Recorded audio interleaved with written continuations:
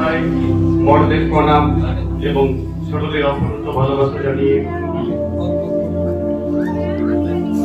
কাব্যগ্রন্থ ছাড়পত্র কিশোর কবি সুকান্ত ভট্টাচার্যের এক স্বর্ণোজ্জ্বল কবিতা আগামী।